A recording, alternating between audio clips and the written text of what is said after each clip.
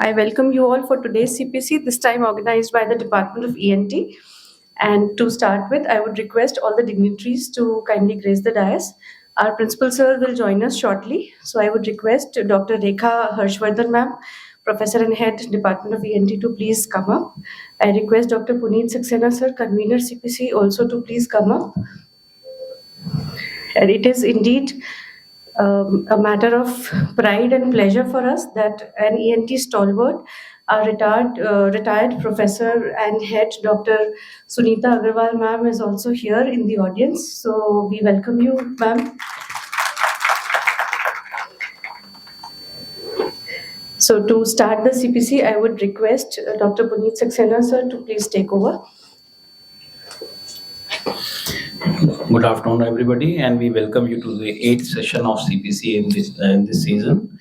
And we have been doing CPCs every month, and they've been very interesting. The last few CPCs, the cases were so good. The last one was from the gynae. Madam is sitting here, Dr. Mansur is here. So this time we have it from ENT department. But I just want to stress upon few things, that the attendance is a big problem.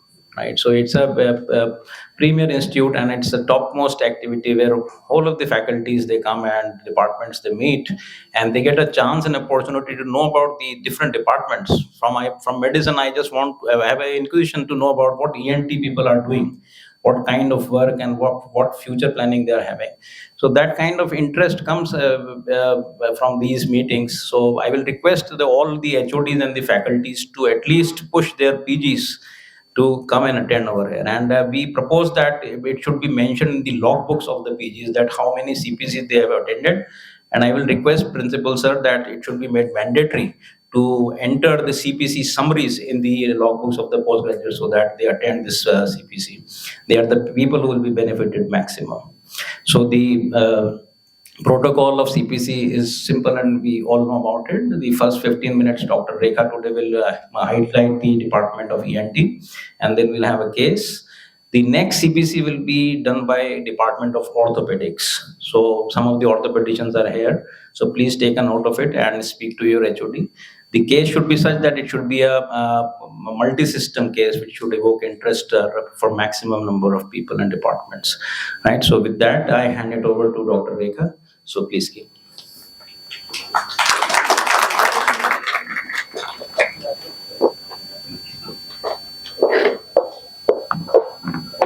Respected Principal Dr. Rajeev Bagarhatta sir, all PhDs and my senior colleagues and junior colleagues, I welcome you all in this CPC today by our department.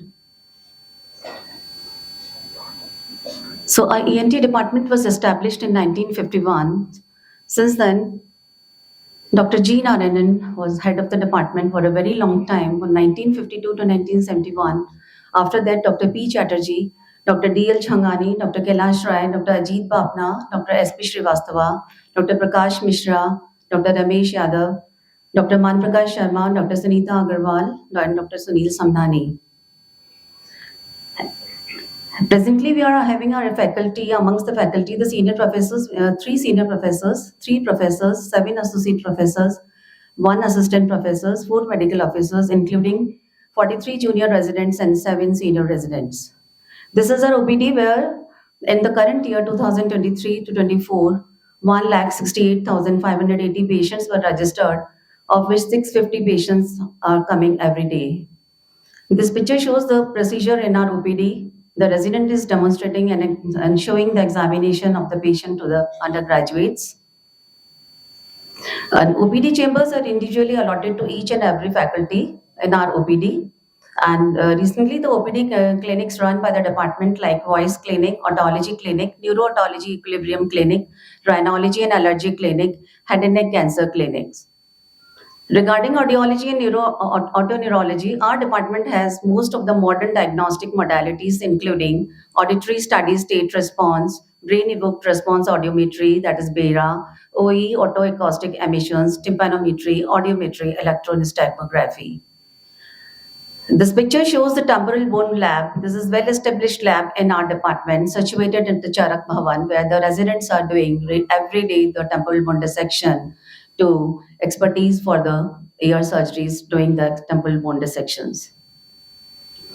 Indoor patients admitted in an IPD female 9,954 and male patients 3,879, and in an isolation ward the total patients including diphtheria and maggots were 427 in this 1 year, with the mortality rate of diphtheria is around 15.12%. We are regularly managing the cases of emergencies like bronchoscopies, especially the pediatric airway foreign bodies, approximately 300 cases per year we are doing, esophageal foreign bodies, all kind of neck injuries we are managing, and emergency airway management by doing the tracheostomies. In our operation theater, 30 surgeries per day we are doing, each and every faculty is doing. Major surgeries per year, 4,759. Minor surgeries per year is 3,186. One head and neck cancer surgery is every day is done in a theater with a cochlear implant OT. The 3 tables are allotted to us every week. General anesthesia cases, the 2 tables are there, and for local anesthesia cases, the 4 tables are allotted in our theater. So total 6 tables are running at a time in our ENT operation theater. So OT is well equipped with a high-end microscope with HD camera with endoscopic surgery systems, cobbletors, harmonic surgical machines, oscillating saws, flexible nasolaryngoscopes, NBI and biopsy systems, micromotors, microdebriders, laser machines, CT navigation system, and recently the auto endoscopes. The picture is showing the surgeon is doing the ear surgery by this is a high-end ear microscope is seen. Navigation assisted surgery is done by one of our senior faculty members, in which is the use of tracking technology and the navigation system has revolutionized the field of endoscopic sinus and the skull-based surgery for management of CSF rhinorrhea, endoscopic angiofibroma excision, anterior middle skull-based tumors, endoscopic hypophysectomies, glomus jugular tumors, lateral skull-based tumors. Laser-based surgeries in our department has proved its mettle once again by being the center of excellence in Rajasthan for laser-based surgeries, staying ahead of time and bringing in cutting-edge technology to the needy patients. We are frequently doing by using the laser, the stapedectomies, early laryngeal cancers, oral pre-malignant lesions, benign laryngeal lesions, laryngotracheal stenosis. Routine ENT surgeries are frequently done in the head and neck cancer surgeries are done. Endoscopic skull-based surgeries for the and managing the CSF rhinorrhea repairs, pituitary tumors, meningoceles, orbital nerve decompression, brainstem implants along with neurosurgery department. Cochlear implant, our department is amongst the cochlear implantation surgery. Our department is amongst the top 5 centers in India in terms of cochlear and other acoustic implantation. And the program was launched in year 2011. Since then, continuously we are doing the cochlear implant surgeries. Endoscopic nasal surgeries, airway surgeries, and rhinoplasty. Awards and achievement for the department-wise maximum participation in Dr. Farooq Abdullah Best Research Paper Award. In last 5 years awarded to the department. The 5 awards is awarded to the department. Good morning, sir. Department faculties have been conferred upon the most prestigious state-level awards to our senior faculties, Dr. Pawan Singhal and Dr. Mohnish Grover in year 2018. Publications and records of the department over the years. The department has more than 500 publication and indexed international, national, and other various journals, authored textbooks, penned chapters in standard ENT textbooks.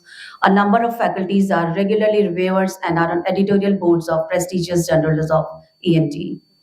This is the textbook of radiology for cochlear implants 2022, IAM publications. Author and chief editor is Dr. Mohnish Grover. Honorary facts being conferred upon one of our senior professor, Dr. Pawan Singhal. He has also been invited as teaching faculty at World Skull-Based Course, Bengaluru. Dr. Mohnish Grover headed the committee for framing the new national guidelines for cochlear implantation. Dr. Shashanknath Singh became the first ENT surgeon in Rajasthan, trained at Chennai, and one of the few in India to do the microvascular reconstruction in head and neck cancer cases.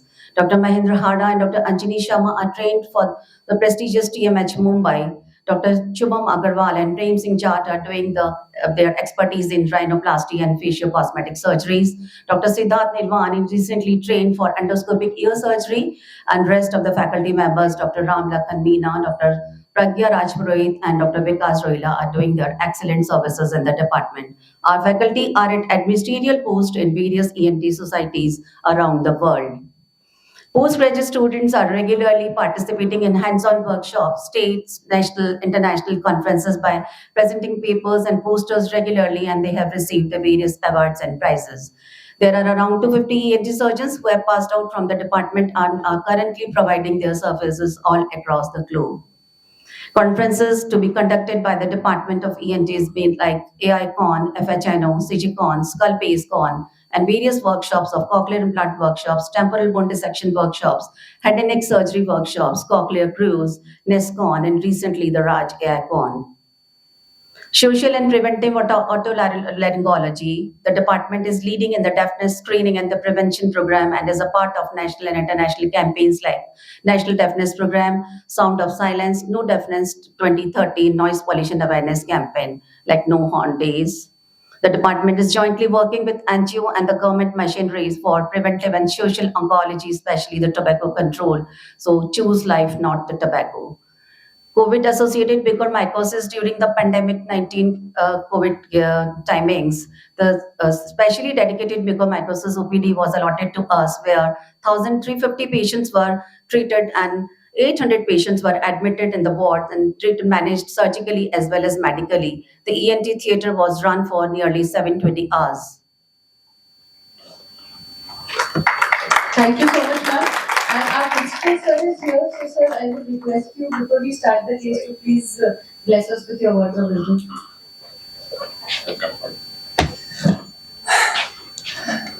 I think I'll have to change my day of cath lab. It so happens that my cath lab day is on Thursday and the CPC is also on Thursday. So more often than not, I have to miss the initial part. But luckily, I was able to attend the major achievements of a department. As a principal and an administrator of the college, the only thing which I can say about ENT department is that it goes to the credit of Department of ENT that most of the applicants who press me for a post of senior residency is the Department of ENT.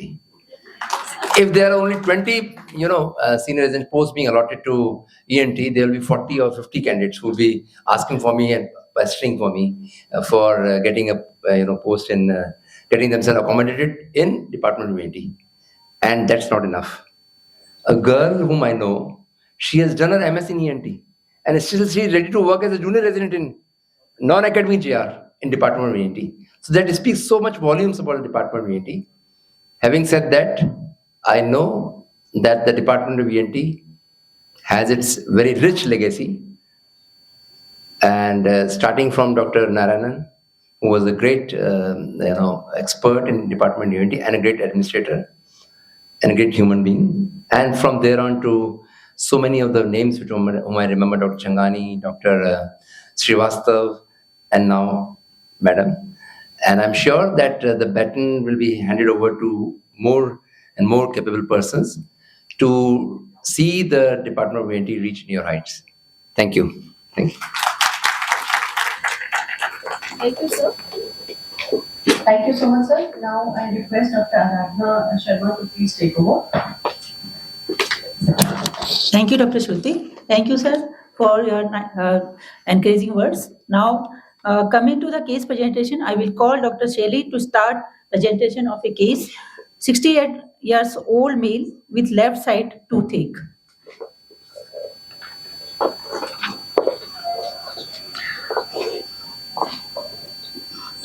Good afternoon, everyone. My name is Dr. Shelly Agrawal, third year resident in the Department of ENT, and I'm presenting the case of a 68-year-old male named Sukhdev Singh, farmer by occupation, resident of Sri Ganganagar, and socioeconomic status is middle class. So the chief complaints: patient first complained of left side upper molar tooth pain since 15 days. Then he complained of left side facial swelling since 12 days, and then left-sided headache since 10 days.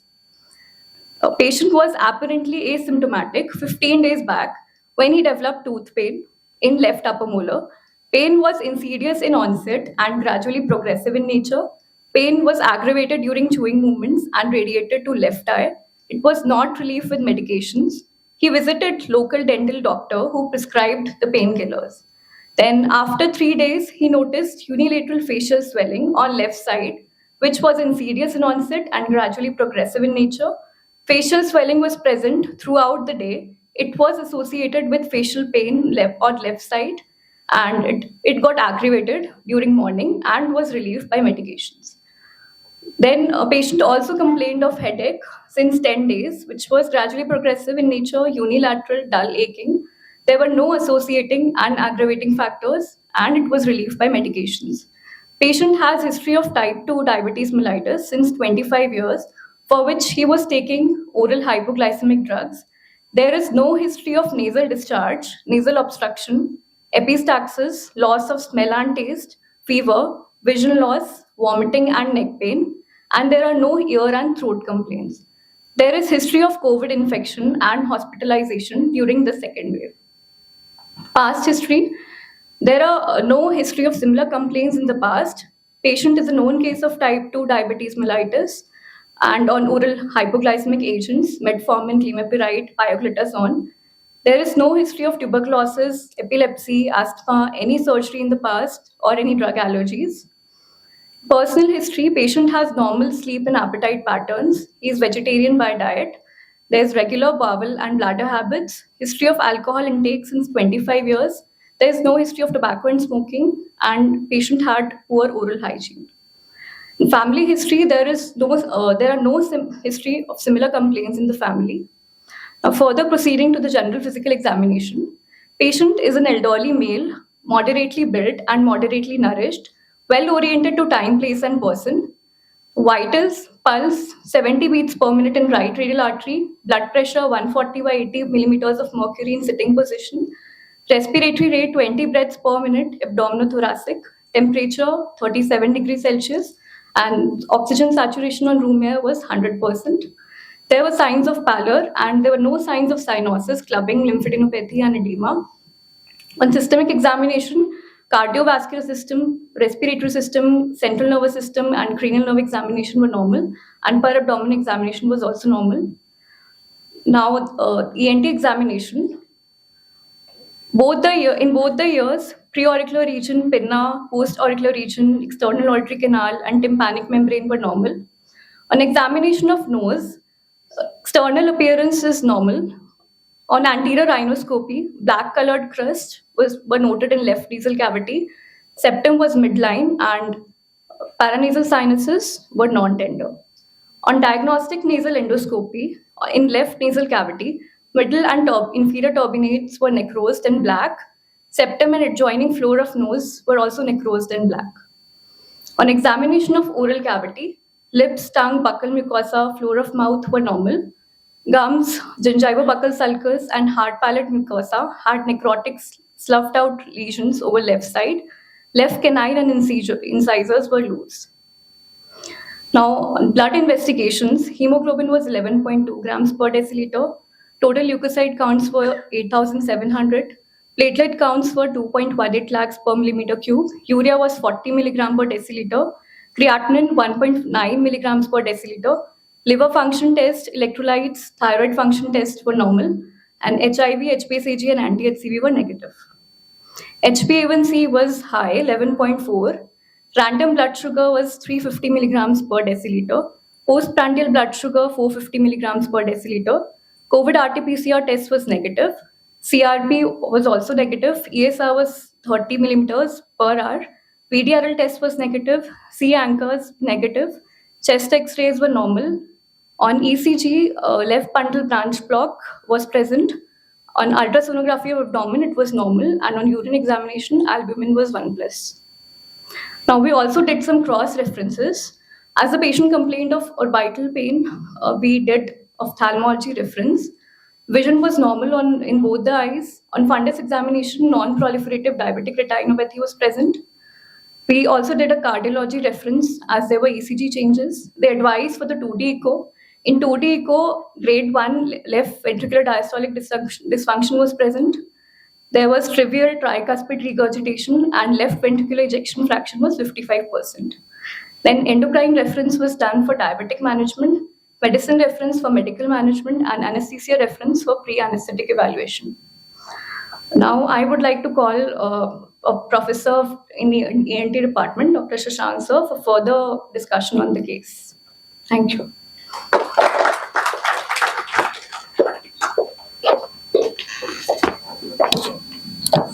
Good afternoon, everyone. So now I'd like to open the case for discussion, and I would like to know the differential diagnosis, what the August House thinks about of this case.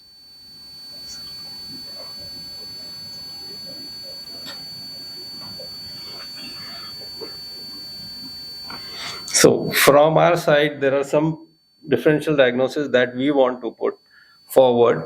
The most probable looks like an invasive fungal sinusitis. The points in favor are that it is a rapidly progressive disease. Within 15 days, we have seen that the disease has progressed in such format, like we have necrosis all over the palate, and we have necrosis within the nasal cavity also. But the point against it is facial swelling, facial pain, and there are no nasal complaints. So as primarily it is a nasal disease, patient should come with nasal blockage, nasal discharge, some nasal complaints, but the patient didn't come with any nasal complaint. His only primary complaint was toothache. Acute or chronic rhinosinusitis. Again, patient has points in favor are facial swelling, facial pain. Acute, yes, it is short duration. Chronic, no, it is short duration, so it's unlikely chronic. But again, the things that go against it are no nasal complaints. And the classical findings in a chronic rhinosinusitis or an acute rhinosinusitis are at times nasal polyposis, which we didn't see on examination. Yes, sinonasal malignancy, the age is in favor, the short duration is in favor, the facial swelling and the facial pain is in favor. But on examination, no mass was found. There were no nasal complaints in form of epistaxis, which are very common in patients who have sinonasal malignancies. Granulomatous disease of Dost, that is the last diagnosis that we can put because of the facial swelling and the facial pain. But patient had normal chest X-ray, his VDRL was normal, there were no inflammatory markers raised, so all his inflammatory markers were negative. So to get to a diagnosis, the next step to be done was radiological investigations, and a biopsy was taken, and the biopsy was sent for pathological evaluation and to the mycology lab for confirmation. So now I would like to call Dr. Devendra Kumar, Assistant Professor from Radiology, to see what the radiological investigations told us.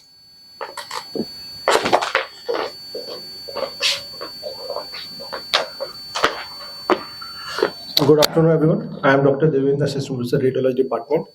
So for radiological evaluation of this case, first we did NCCT PNS. So the findings on NCCT PNS are there is some mucosal thickening are seen in bilateral maxillary sinus. These are the maxillary sinus, and these are the fluid levels seen within the sinuses. Along with that, this thickening is also seen in ethmoid sinus and sphenoid sinus. Next, with that, with coronal section, on this coronal section, this is a coronal section. These thickening are obliterating the bilateral osteometal complex and extending into the left side of the nasal cavity. So all these thickening also associated with the there is a bony erosure of this inferior turbinate and left middle turbinate. So we are concluded a differential diagnosis of possibility of fungal sinusitis and could be a malignant etiology, or one diagnosis of one is the granulomatous vasculitis. So next we did MRI PNS for the further evaluation. First one is a T1 scan, second was T2, and there is the flare scan. So those opacities seen in the maxillary sinus are appear hypointense on T1, and these are hyperintense on all other sequences. Along with that, there is a hypointensity or mixed signal intensity seen in left side of the nasal cavity, which is hypointense on all other sequences, including the T1, T2 stir and gradient sequence. So we are concluding that that can be a possibility of black turbinate sign. So what is a black turbinate sign? Is basically on contrast images, if there is a non-enhancing inferior turbinate or medial turbinate seen, that favor the possibility of black turbinate, and it represents the possibility of fungal sinusitis most likely. In this scan, the contrast study could not be done, that because of creatine level of the patient is very high. So we are concluding at We are concluding that possibility of pansinusitis with a non-enhancing focus at left inferior medial turbinate with bony erosion, most likely possibility of invasive fungal sinusitis on the basis of these findings. So, for the next session, I would like to invite Dr. Malvila Sharma for.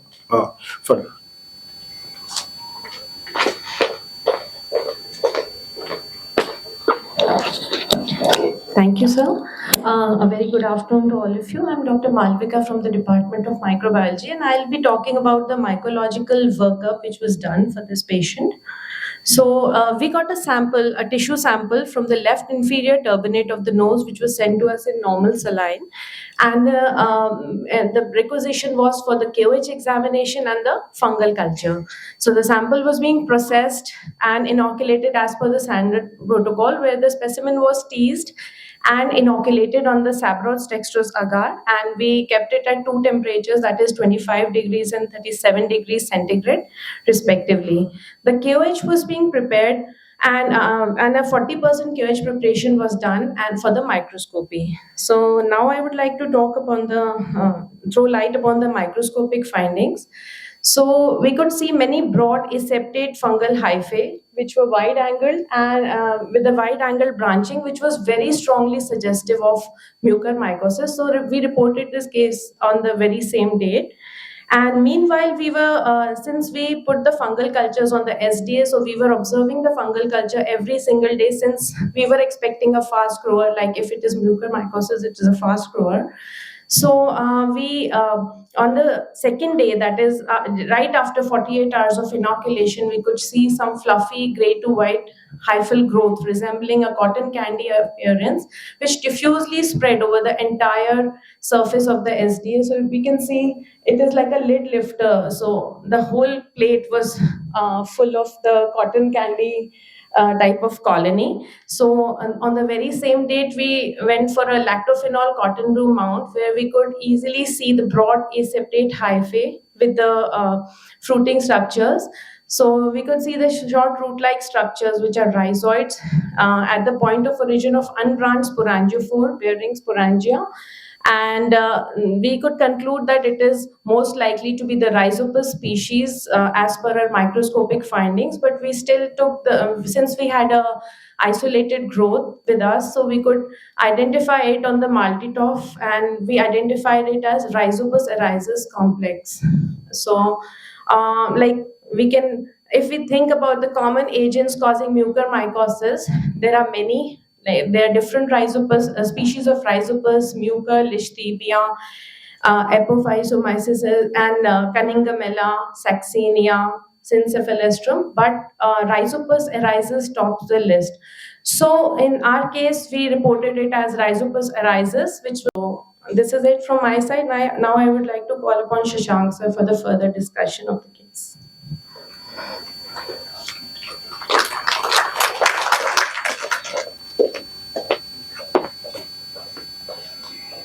So now we can see that clinically the case looks like an invasive fungal sinusitis, and on mycology it's proven that it is mucormycosis. Even the radiology has confirmed that. The pathology sample that we had sent came negative for any fungal element or for mucormycosis. So, but now as we have what we, as for diagnosis criteria, what we have said is at least 2 should be positive from out of these 3, and it looks like all 3 are positive here. So the diagnosis is sinonasal mucormycosis, which belongs to a category of rhino-orbitocerebral mucormycosis. So it starts from the nose, spreads to the eye, spreads to the brain. So it is a complex disease which we are dealing with. The problem with rhinomucormycosis is that it is a very spreading disease and it has very high mortality. The mortality is in the range of 50 to 80%.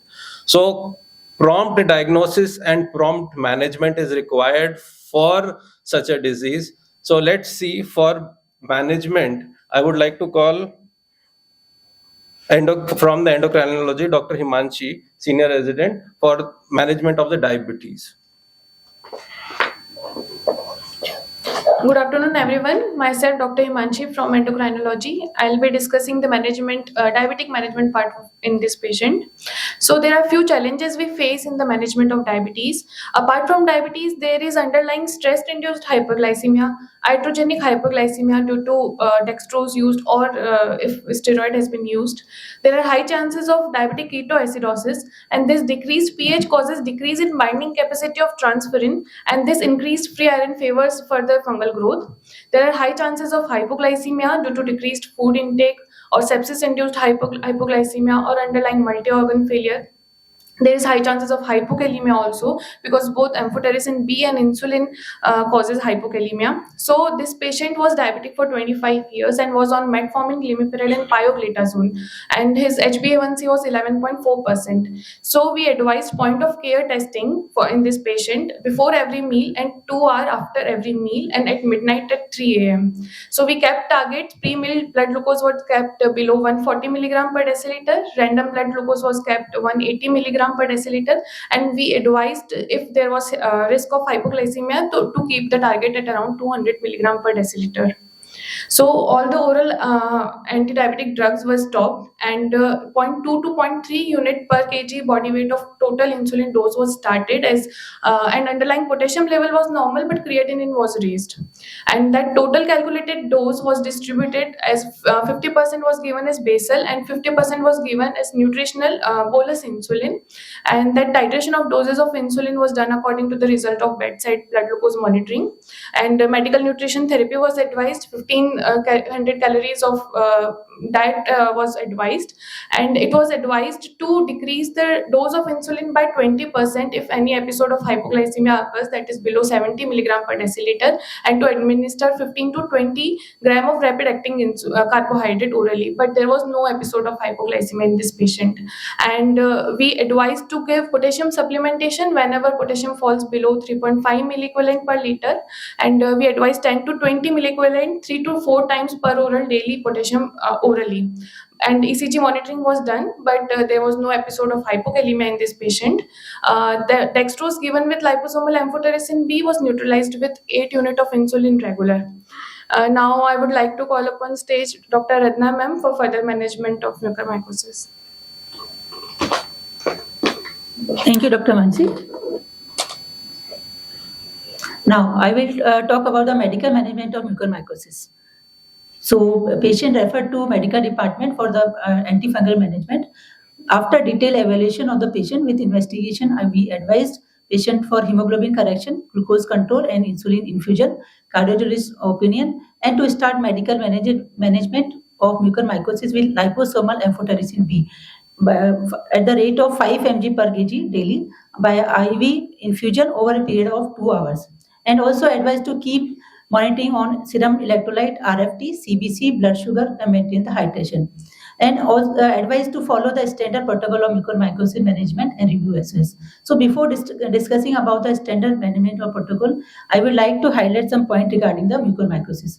Mucormycosis is a rare fungal infection which has a high morbidity and mortality because of angioinvasive fungal infection, and its hallmark is tissue necrosis. And its incidence in Europe and USA is around 1 to 2 per 1 lakh population, but it is higher in India, around 14 per 1 lakh population, which is 70 times more than the global data. And it is because of the hematological malignancies and the uncontrolled diabetes. And risk factors are autoimmune disorder, diabetes mellitus, hematological malignancy, organ transplantation, prior reception of the voriconazole, malnutrition, peritoneal dialysis, trauma, surgery, burns, iron overload, HIV, and immunosuppressant drugs. These are the risk factors for this. And according to the site of involvement of the mucormycosis, we can divide into the rhinocerebromucormycosis, pulmonary mucormycosis, cutaneous mucormycosis, gastrointestinal mucormycosis, and disseminated mucormycosis. And symptom and sign is developed according which site is involved. Coming to the pathophysiology, when the spores are inhaled, they get inoculated in the alveoli, and hypha formation is there, and these hypha is inserted into the angioinvagination and causes the dissemination of the mucormycosis. So now coming to the treatment point, we include the combination of aggressive surgical debridement, antifungal therapy, and elimination of the predisposing factor. These are the main treatment part. So early treatment is essential in these patients because it is shown that in retrospective studies in which there is delayed initiation of treatment more than 3 days, there is associate of mortality 72% out of 33% without early insertion. So surgical debridement is the initial in which aggressive surgical debridement in involvement of tissue should be pursued as soon as the diagnosis of the mucormycosis is suspected. Coming to the antifungal therapy, it is include the initial therapy, step-down therapy, and salvage therapy. Initially, drug of choice is the lipid formulation amphotericin B. And this lipid formulation amphotericin B is available in two forms, liposomal and the amphotericin B complex form. This drug of choice is the liposomal B amphotericin because it has the less nephrotoxicity, better penetration, and but disadvantage is that it is expensive. In comparison to amphotericin B lipid complex, which is less nephrotoxic but is less CNS penetration as compared to the liposomal amphotericin B. That's why we are preferring use of the liposomal amphotericin B. And previously, amphotericin B deoxycholate is used, but it is highly nephrotoxic, so we don't use nowadays. During the liposomal amphotericin B infusion, we should keep in mind there is some adverse reaction is always there. So electrolyte abnormality, hypokalemia, hypocalcemia, hypomagnesemia, and hyponatremia. These electrolyte abnormality is more common, but hypokalemia and hypomagnesemia is more common than the other electrolyte abnormalities. Other are hypersensitive reaction, nephrotoxicity, hyperglycemia, hypertension, deranged liver function, and fever, etc. So during the infusion, we should keep in mind that we should always maintain the hydration of the patient. We should do the renal function test, including the serum creatinine, blood urea nitrogen, and we regularly check the urine output. And CBC and allergic reaction, thrombophlebitis site at the injection site of the amphotericin B. So these, and along with most important is the electrolyte level should be checked for the potassium and magnesium regularly. During the therapy, monitoring is also essential. The duration of therapy is depends on the which type of the patient, but it is diagnosed that sometime at least 2 weeks, but sometime require 4 weeks may be needed, and then it decide whether step down therapy is needed or not according to symptom of the patient. Total duration may be lifelong sometime patients, and this response can be judged by the CT, MRI and advice at the first week, second week, and fourth week of the treatment, along with the mycological evaluation by the microscopic and the culture. So step-down therapies, once patient have clinically improved on the amphotericin B, we switch over to the oral, either posaconazole or isoconazole or for the step-down therapy. Preference is the posaconazole because isoconazole therapeutic clinical trial is less available, but we prefer posaconazole in doses of 300 mg twice daily for first stage, followed by the once daily after a loading dose. But this disadvantage of this patient is that we should keep monitoring of the level of the target level for this posaconazole, that is the more than 1 microgram per ml. Should be checked after 1 week of the posaconazole. Isoconazole should be given in doses of 200 mg loading dose for 8 hourly and for the 6 doses, followed by the once daily. But for this medicine, clinical trial is less available, so we prefer the use of the posaconazole in place of the isoconazole. Salvage therapy is when required when the patient do not respond or cannot tolerate the amphotericin B. For this, we use the posaconazole or isoconazole in cases for the salvage therapies. But if patient is having the moderate to severe renal dysfunction, then we should not use the IV posaconazole. We can use the oral posaconazole. Because IV posaconazole has a vehicle which is responsible for the renal toxicity. So oral can be used in cases of the patient having the moderate to severe renal dysfunction. This is very important to eliminate the factors which are responsible for the mucor growth. So hyperglycemia, metabolic acidosis, deferoxamine administration, medication, and immunosuppression should be take care if possible to eliminate or remove these predisposing factors. The therapy should continue until is the clinical resolution as well as radiographic resolution is for sign of active disease is present. So sometimes it may be lifelong, may be needed. Therapy should also continue until reversal of underlying immunosuppression has been achieved whenever possible. Therapy often extended for month or even patient remains on therapy for lifelong if immunosuppression cannot be corrected. So this is very important to take care of that patient should be clinically as well as radiologically will be sign and symptom free for the treatment therapy. Now I will call the Shelly to proceed further.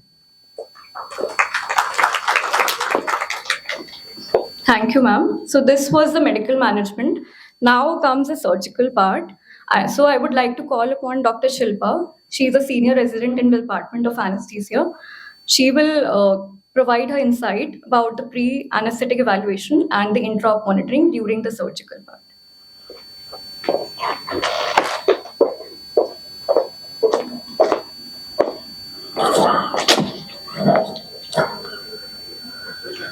Good afternoon, everyone. I, Dr. Shilpa Bhatt, Senior Resident from Anesthesiology Department, continuing with anesthetic management. Coming to pre-anesthetic evaluation, along with history and investigation, airway examination was done. There was presence of long beard, restrictive mouth opening with interincisor gap less than 2 centimeters, thyromental distance 6 centimeters, neck movement was normal, upper lip bite test was grade 2, loose teeth were present. Vitals were stable, respiratory system was normal. On CVS examination, ECG had LBB changes for which cardiology reference was done. And in 2D echo, there was normal LV systolic function with grade 1 left ventricular diastolic dysfunction with normal ejection fraction. ABG was normal. Patient was a known case of diabetic mellitus since 25 years with HbA1c 11.4. Prayer sign was negative, palm print sign was grade 0. So this is the picture. The prayer sign is positive where there is where you can see the gap between the two hands. So this signs actually help in predicting the difficulty of intubation. So this is the patient with restricted mouth opening less than 2 centimeters. So continuing with the anesthetic concerns and challenges, based on the findings from the airway examination, mucor infection involving left nasal cavity and hard palate, difficult mask ventilation and intubation was anticipated.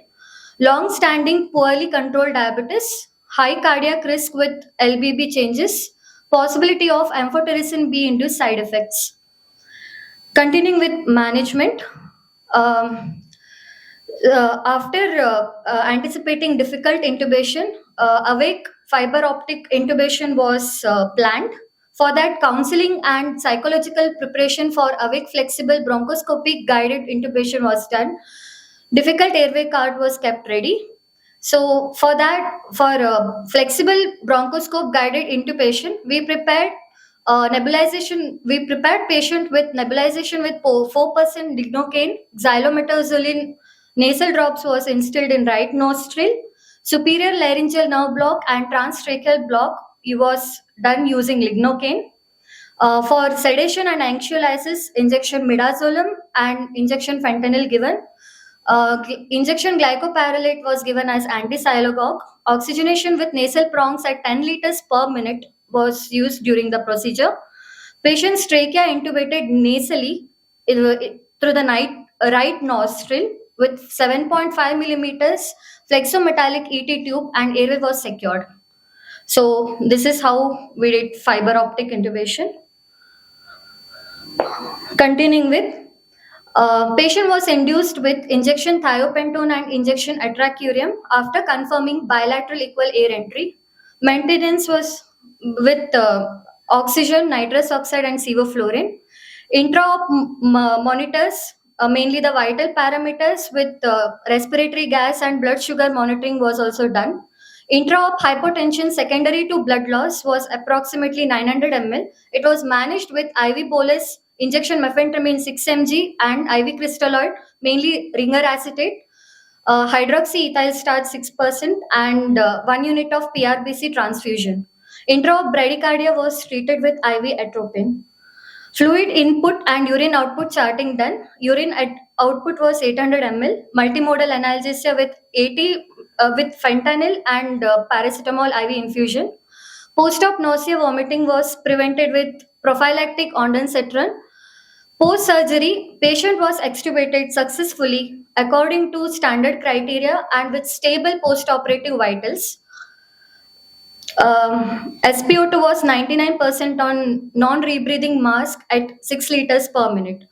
Post-operatively, patient was shifted to ICU for monitoring, and after 24 hours, patient was shifted to wards with stable vitals. Now I would like to call upon Dr. Shashank sir to further proceed with surgical management.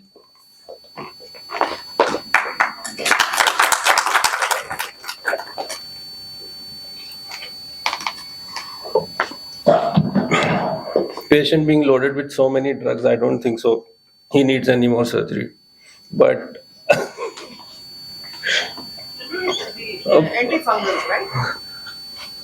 drugs are drugs. I am a surgeon. Drugs are drugs. I am a surgeon. But as we know, mycotic thrombi causes avascular necrosis. Avascular necrosis makes the bone dead, makes the mucosa dead, which hampers further which causes and hampers the fungus inside it, and then the fungus starts spreading adjacently. So we have to remove that dead bone, we have to remove that mucosa, we have to remove that nidus until any drug that we give will not affect until unless that nidus has been removed. So surgical debridement or urgent surgical debridement is what is needed. In this patient, we did a maxillectomy, so we gave a classical lateral anatomy incision, and those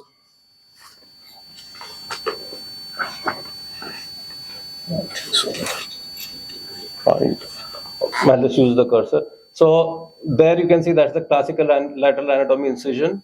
Already the mucosa were necrosed. We used a reciprocating saw to do an infrastructure maxillectomy. This is an intraoperative video showing the thrombosis. So there we are cutting the infraorbital vessels.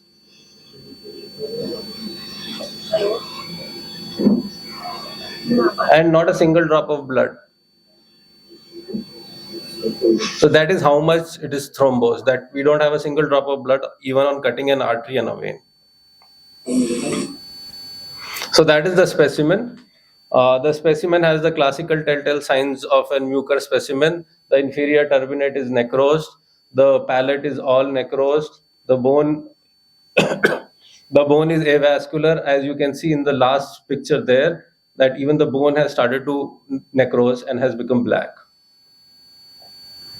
So now the question is why such an routine case was kept for CPC. After nearly a century, we all saw COVID as a pandemic, and that changed our lives. That didn't only change our lives, but it changed the clinico-pathological profile of diseases. And diseases, the clinico-pathological profile, I mean by saying the incidence, the presentation, the nature, the pathology of the disease, and the outcome. All of this has changed just because of the pandemic. And I'm just not standing here and saying what I feel like. There are a number of studies that has been done. These are just from our institute. I can quote global studies also. I'm just quoting these studies from our institute, which has changed the nature of the disease itself.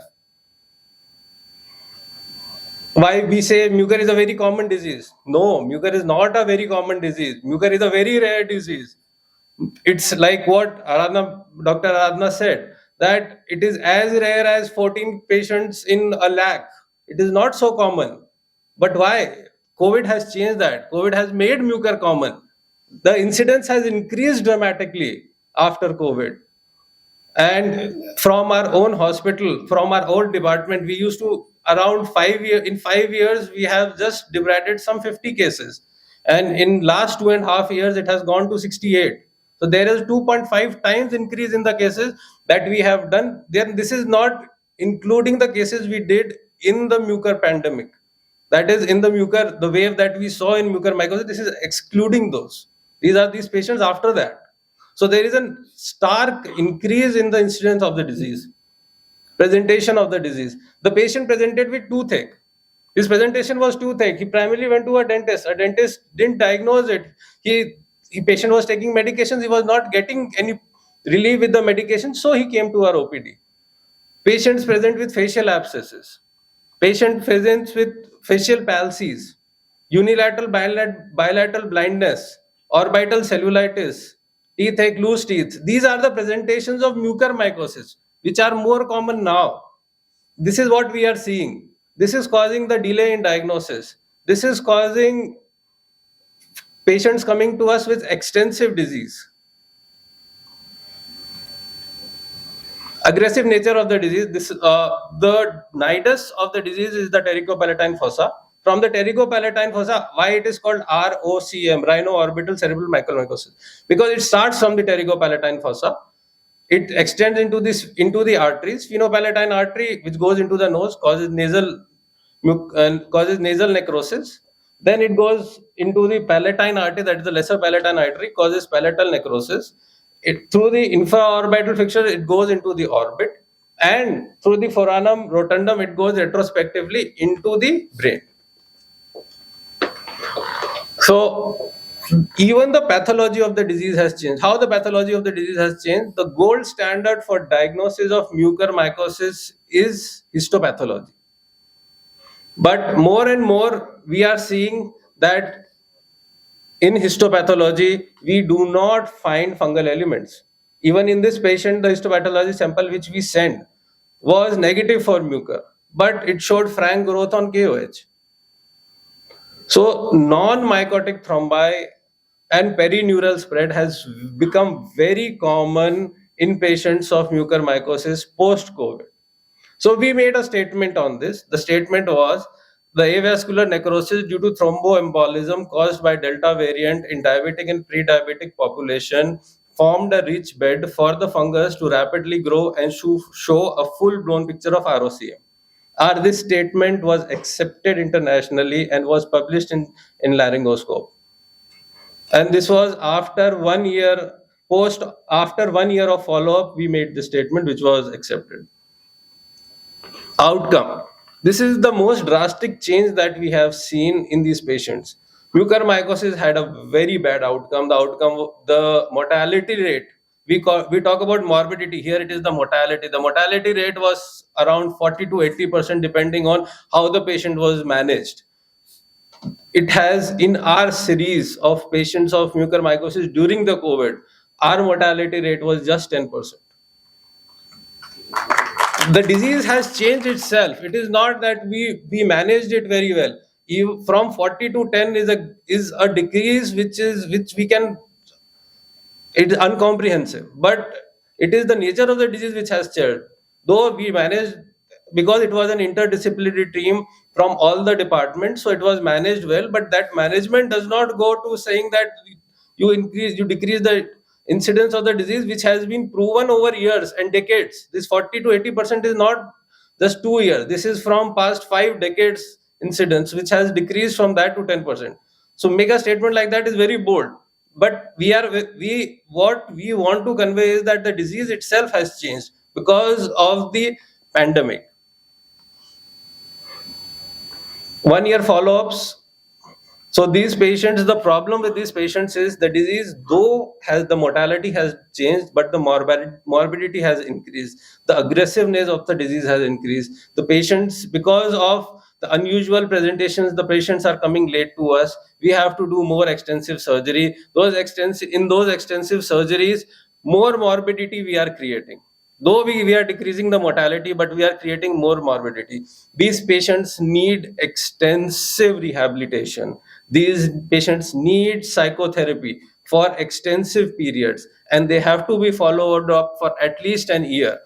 Posaconazole we normally give, as Madam said, we normally give for 3 months, and we do regular nasal endoscopy. These patients do not require regular radiological follow-up in form of regular CT scans, recurrent CT scans, until and unless we suspect that there is a recurrence. So the idea of putting this case here is to tell that the pandemic has not only changed our lives, it has changed the disease pattern that we are seeing. So we should, as clinicians, we should have a keen eye if the unusual symptoms of this unusual disease have increased. So patients will present to us with more unusual symptoms, and whenever we see such unusual symptoms, mucormycosis should always be in your mind while diagnosing, because prompt diagnosis leads to prompt treatment and better outcome. So from the ENT department, I would like to thank all of you for patient listening.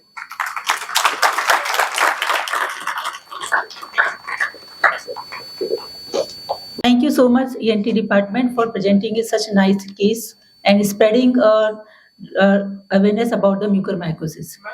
Can I put in a few points there? Yeah, okay. So, we are proud department. We are second department in India who has the maximum number of mucormycosis cases after the BJMC and Ahmedabad. So far, we have operated around 1,200 surgeries we have done so far for mucormycosis. Puneet sir knows the thing. We have done a multi-center study on that. It is going to be published. The mortality rates has decreased to 10 to 16% in our series. And I'll defer Sir Shashank over there that we have been more aggressive in treating this COVID-associated mucormycosis as compared to pre-COVID era we used to operate. We just used to debride a few tissue there and take a biopsy and send it back to the medicine people. And they used to give a loading amphotericin B. But these days, we have, in post-COVID mucormycosis, we have been very aggressive in treating these patients, checking the disease there. The second thing, we even had a surgical marathon for 24 hours. Shubham was there with me, Anjani was there with me, and Kailash was there with me. We did 41 cases in 24 hours because there was a lot of patients we had. So it was a miserable time we had in mucormycosis. With the help of Sunita ma'am, Rekha ma'am, and Maan sir, there we could do this miracle job in mucormycosis. And anesthesia, they have always been standing by our side. Even with our surgical workshops in the conferences, they are there. 12 hours they are there with us.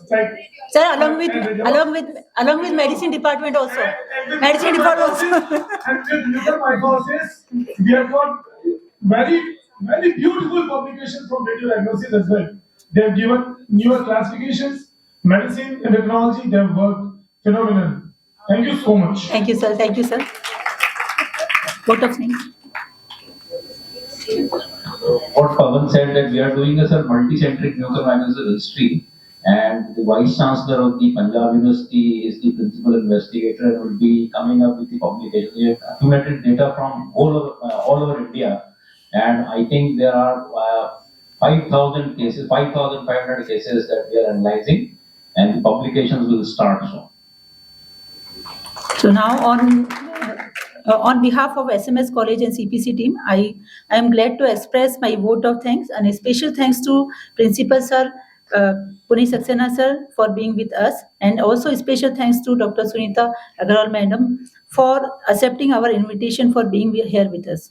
I would also like to thank each and everyone for being with us and making CPC wonderful. Thanks you all once again.